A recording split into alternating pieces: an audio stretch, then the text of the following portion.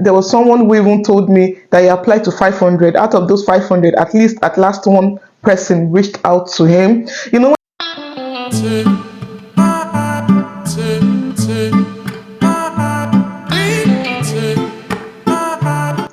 hello guys, you're welcome to my YouTube channel today. If you are new here, you're welcome. If you're a returning subscriber, thank you for always coming. My name is Posinola. If you are meeting for the first time, and I live here in Sweden, I make videos about Sweden in general.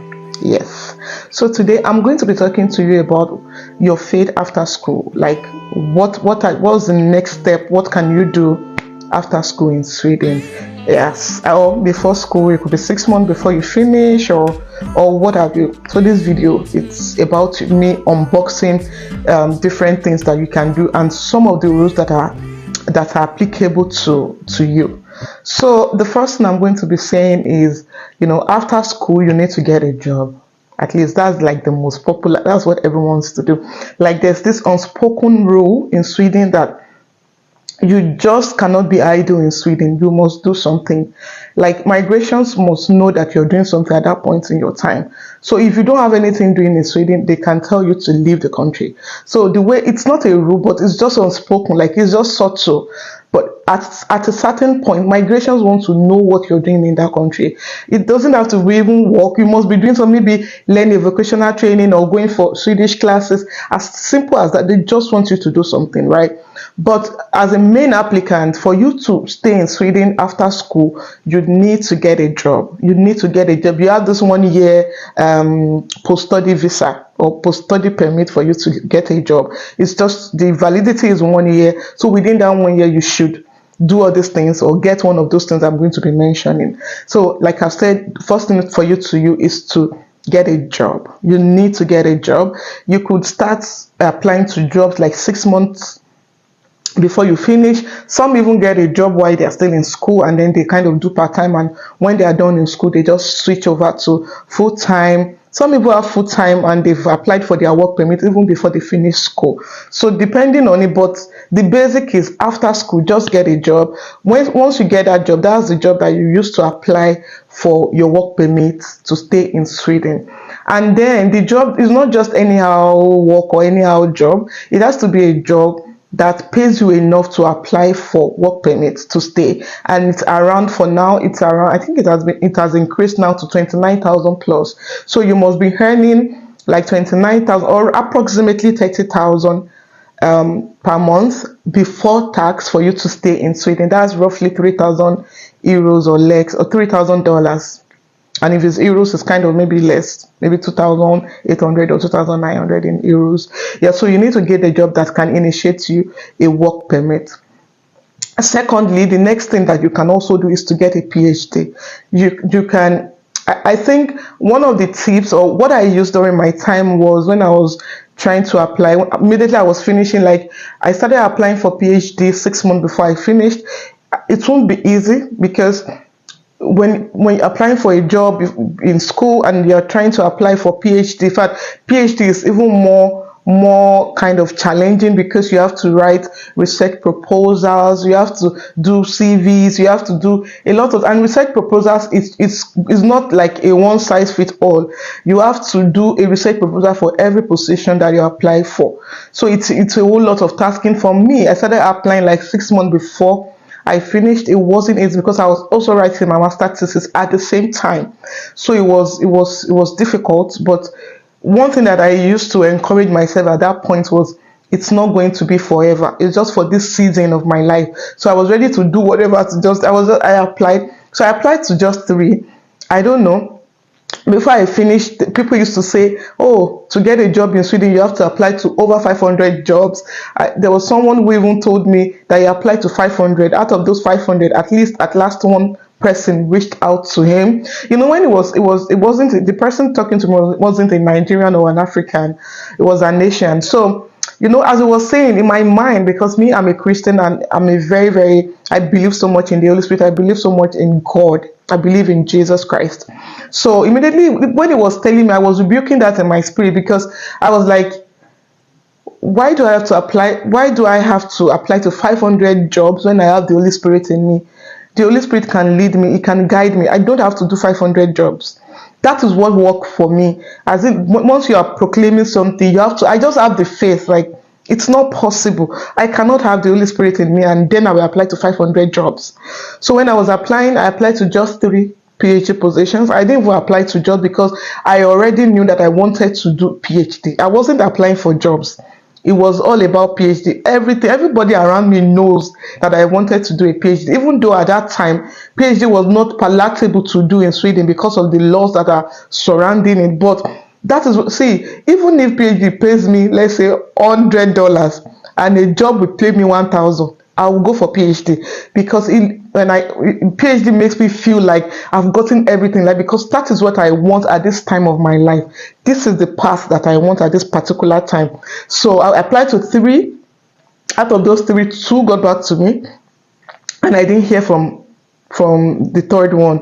But out of those 2, I had to pick the one who got to me very fast, very quick. So, and that's what I'm doing today. So you have the options of applying to PhD. So if you want to apply, you can start early enough, from like 6 months before you finish. Just keep looking at those. And mostly when I think the most popular time when they advertise most PhD positions in Sweden is mainly around April, May, June. Like, a lot, you just see a lot of them. April, May, June, you see them coming out. The one I applied, the one I am doing right now, I think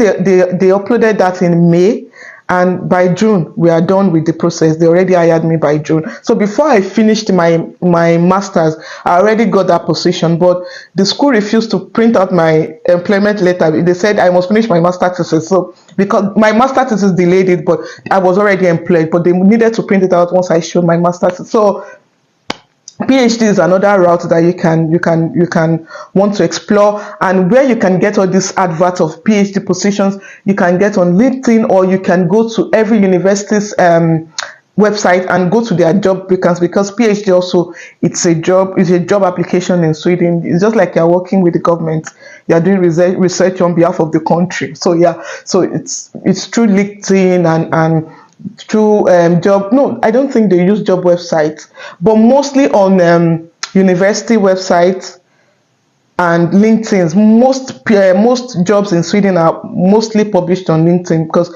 they use LinkedIn a lot. Yeah. Another way that you can also another way to stay in Sweden after your studies is when you now change to a dependent visa. For example, you're dating somebody who is a citizen, or somebody who already have like a permanent residence here, or somebody who has a valid resident permit in Sweden. Then you can also switch to a dependent visa, that kind of route. Then another thing, or the last thing I'm going to be talking about, that you can also do after school is to start up a business. If you're a business-oriented person, you like business a lot, innovative business, you're somebody you're an entrepreneur, you want to explore, you can also apply for a business resident permit. Why do I keep saying visa? A business resident permit, you can apply to it. Yeah. But then to apply to business resident permit, I think you need to have basic Swedish language certificate. I think that's one of the requirements. So if your intention is to start up a business after school, just make sure that you take your SFE, Swedish language courses, seriously while you're still in school. However, I think I need to state here that there are some visas, or there are some resident permit that you have that you can change in between. There are some that you cannot change. So I'm going to give you some instances. For example, because once you finish your master's, you have this 1 year permit to apply. That's 1 year to search for a job that they will give you. That visa, that resident permit, why am I saying visa, for crying out loud? That resident permit, once you apply to that resident permit and you get it approved by migrations, you cannot change it. The only way you can change that visa, because that resident permit is 1 year. That resident permit to look for a job is 1 year, and within that 1 year, you are only allowed to look for a job. So once migration approved that and they give you decision, they approved that resident permit for you, you cannot change that status to a PhD. You cannot change it to go and school again. The only route is for you to get a job without resident permit.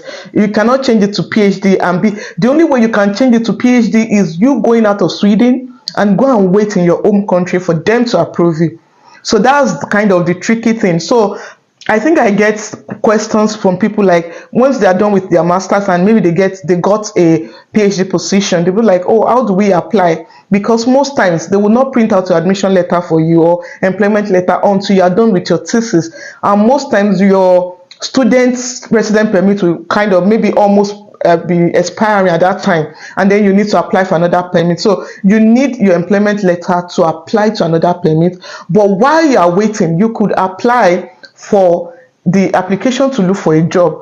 But you have to pray and say within that short time, migration should not make decision on that case, so that you won't have to leave Sweden to go and wait outside. So that resident permit to look for a job it can only be converted when you get a job. When you get a job, you apply to migration, so they give you like a work permit status. But you cannot change that resident permit to look for a job to maybe to PhD, or you want to come and you want to change back to go and do another master's. No, you have to leave Sweden to do that. So yes, and then if you have a work permit, from a work permit, you cannot change a work permit to a student permit. It's not possible. You have to go out of Sweden. So changing of status to another in Sweden is kind of tricky, and there's a lot of laws that are surrounding it. There are some things that you cannot change from to another. For example, from work permit to student permit, you cannot change it. You have to leave Sweden for that to work, and you cannot change your resident permit to look for a job to now change it to a PhD status. No, you can't. So you have to leave. The only way you can convert from your student visa, from your student resident permit to a work permit. You can do that. And you can also change from a PhD resident permit to a work permit. You can do that also. So these are the kind of summary of what you can do after school, and how you can navigate yourself after school. I hope I've not confused you. So, but if you have a question, you can put it in the comment section. And for people who are in Sweden who usually watch my videos, yes, if you have other things to learn or you have other things to add to it, please, you can put it in the comment section. Thank you so much. This is where I still remain your girl, Bosinola. Yeah, this is where I'm going to draw the curtain today, and I will see you in my next one. Thank you so much. Bye.